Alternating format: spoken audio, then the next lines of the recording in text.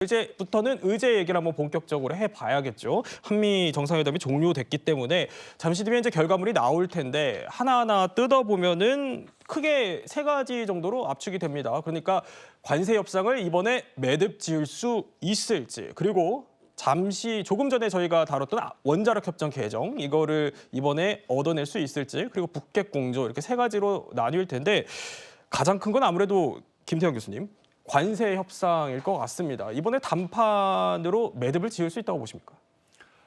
트럼프 대통령이 직접 발언한 것은 우리는 준비가 되어 있다. 예. 한국이 준비가 되면 언제든지 서명할 수 있다라는 자신감 있는 발언을 하셨고요. 우리 대통령실에서는 세부 쟁점 사항들이 여전히 남아있다. 예. 조금 더 협상이 필요하다. 그런데 지금 정상회담 전에 실무적으로 협상할 시간이 없었고 확대 정상회담에서 1시간 반 정도 진행이 되었다면 네. 양쪽의 그런 이견, 좀 격차가 좁혀질 수 있는 기회가 별로 없었지 않았을까. 그렇게 보면 이번에 정상들께서는 네. 3,500억 달러 한국이 미국에 투자하기로 했다.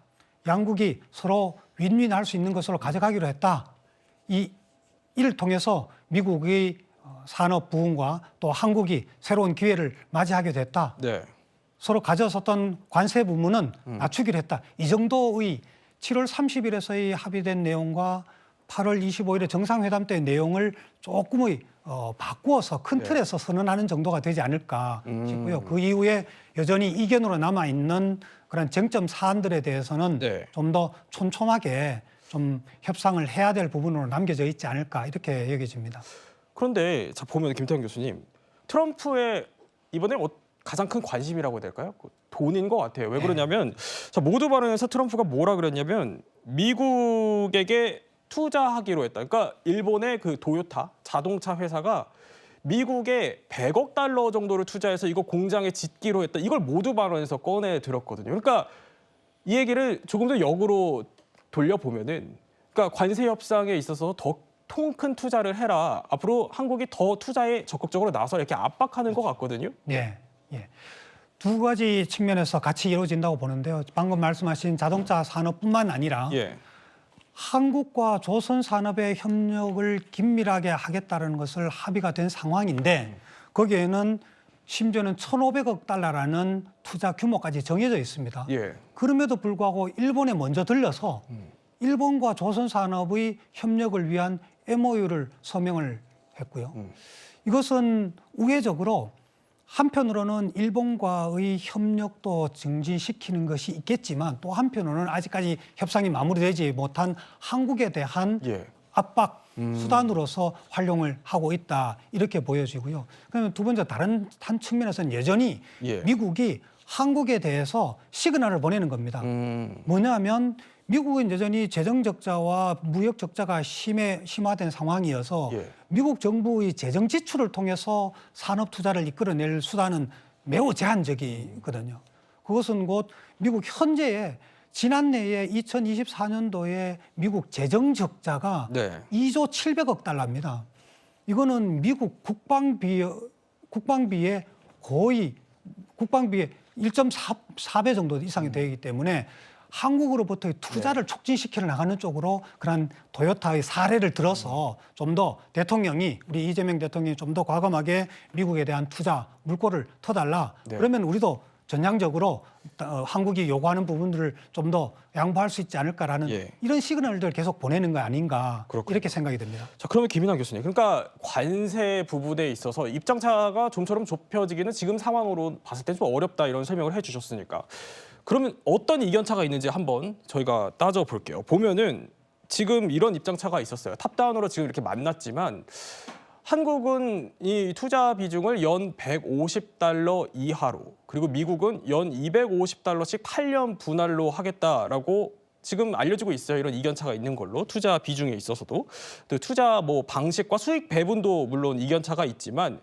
자, 이 250억 달러씩 8년 분할을 요구했어요, 미국이. 그러면 이거를 우리가 받아들였을 때 우리 경제 위치형이 어떻길래 못 받아들인 거예요? 이 미국의 연 250억 달러씩 8년 분할, 그럼 저거를 계산을 해보면 벌써 2,000억 달러잖아요. 그러니까 뭐 한숨부터 나올 것 같아요. 예. 왜냐하면은 우리나라 같은 경우는 일본과는 거리가 있습니다. 차이가 큰 게 있습니다. 일본 같은 경우 5,500억 불을 받을 수 있는 게 외환 보유고가 훨씬 우리보다 크고요. 반면에 우리나라 외환 보유고는 한 4,500억 불 정도 수준에서 있는데 그럼 지금 앞으로 8년 정도의 시간 동안에 지금 갖고 있는 거의 절반 정도가 지금 미국으로 보내진다라는 이야기고 그다음에 또 이것이 지금 미국 측에서 원했던 방식이 투자의 방식, 돈이 지출되는 방식이 정부가 투자를 하라는 그런 이야기를 지금 하고 있잖아요. 네.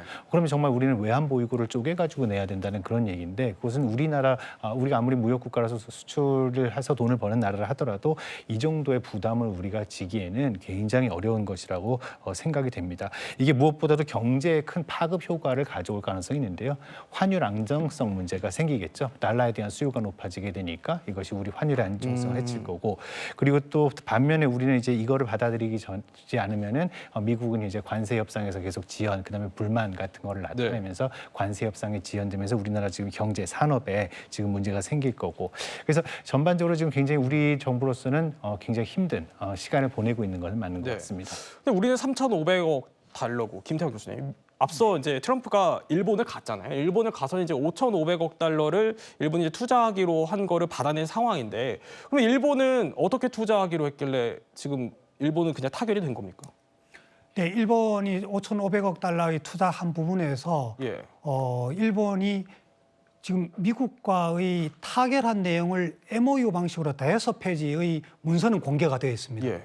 그 부속서에 대한 내용은 공개가 안 되어 있어요. 공개가 안 됐어요. 그 부속서에 낸 내용들이 뭐가 나와 있는지 미국은 알고 있고 일본은 알고 있는데 한국은 모릅니다. 그런데 미국이 그것을 이용을 하고 있습니다. 참 좀 안타까운 일이고 좀 당혹스러운데 이를테면 두 가지만 말씀을 드리면 네.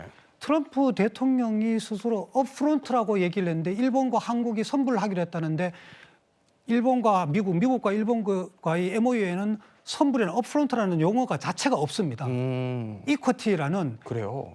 미국이 한국에 압박을 할 때에 예. 일본이 현금 비중을 많이 하겠다, 90% 이상 하기로 했다고 하는데 그 MOU에는 일본이 현금 투자를 하기로 했다는 말이 한마디도 없습니다.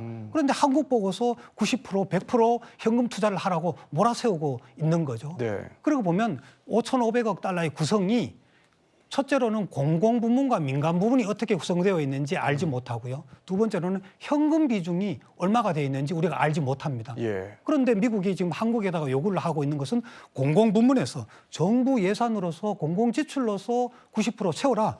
또 그 내용 중에서 현금 비중을 전액을 공공지출로 하고 90% 이상을 현금 비중으로 하라는 요구를 하고 있는데 그것은 받아들이기 매우 어렵습니다. 한 가지만 덧붙이면 조금 전에 우리 화면에서 보였듯이 한국이 150억 달러 얘기를 하고 미국이 250억 달러, 중간에 200억 달러만 쳐보자고요. 200억 달러는 대한민국의 2026년도에 국방비 예산의 43%에 해당이 됩니다. 한국 전체의 R&D 예산의 80%에 해당된다. 그거를 해마다 정부 지출로 예산으로 부담하라는 것은 이거는 매우 어려운 일이고 정부로서 결정할 수가 없는 부분이죠. 네, 두 분 모두 우려를 하고 계십니다. 자, 그런데 트럼프 만만치 않아요. 보면은 아주 강경합니다. 굉장히 오랫동안 콕 집어서 이 대미 투자 선불 그리고 또 현금으로 내라 이렇게 주장을 해왔고 게다가 그게 공정한 일이라고까지 주장했습니다. All we want to do is be treated fairly. But the fairly is hundreds of billions and even trillions of dollars coming into the United States. 자, 김인환 교수님. 그래도 트럼프가 한 발 물러날 가능성은 없어요, 오늘?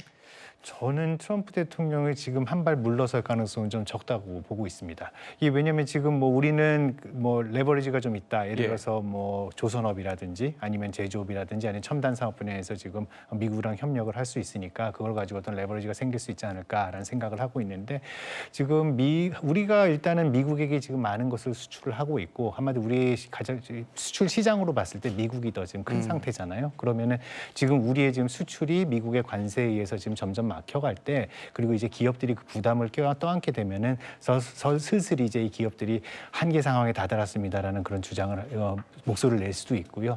그래서 우리가 지금 겪는 어떤 대미 수출의 어떤 위험, 어려움 이런 것들을 지금 트럼프 대통령 같은 경우는 잘 알면서 이것을 자기의 어떤 지렛대로 우리에게 활용을 하지 않을까라는 그런 좀 비관적인 그런 좀 전망을 하고 싶습니다. 자, 그렇군요. 김일수 네. 네, 그렇다 하더라도 트럼프가 오늘 자 한국과 이 관세를 타결하지 못하고 그냥 돌아가 버리게 되면은 우리 입장으로서도 어쨌든 이 관세 협상이 안 되는 그 지연에 대한 부담감은 있지만 트럼프 입장에서도 빈손으로 돌아간다라는 부담감이 있을 수도 있을 것 같고. 네, 뭐 그럴 수 있죠. 지금 우리가 이제 이 관세 협상이라고 할까요? 지금 한미 정상회담의 결과가 나올 수 있는 시나리오가 한 3가지 정도가 될 것 같아요. 첫 번째는 관세 협상이 타결이 되고, 그리고 이제 안보 분야는 지난번 8월 달에 위성락 실장이 갔을 때 그때 루비오하고 거의 뭐 문서에 합의할 정도까지 됐다라고 얘기하거든요. 예. 그래서 안보 분야하고 이 2가지가 다 타결되는 방안을 이제 뭐 A 시나리오라고 한다면, B 시나리오는 안보 분야만 이제 타결이 돼서 그것만 발표하는 방법이 있거든요. 그리고 이제 C 시나리오라고 하면은 사실상 아무것도 발표 안 하는 그런 경우가 되겠죠. 예. 그래서 안보 분야도 안 하고 그리고 관세 분야도 안 하는, 그렇게 됐을 때에 사실상 한국도 부담이 되지만 뭐 트럼프 대통령으로서도 부담이 안 된다고 볼 수는 없거든요.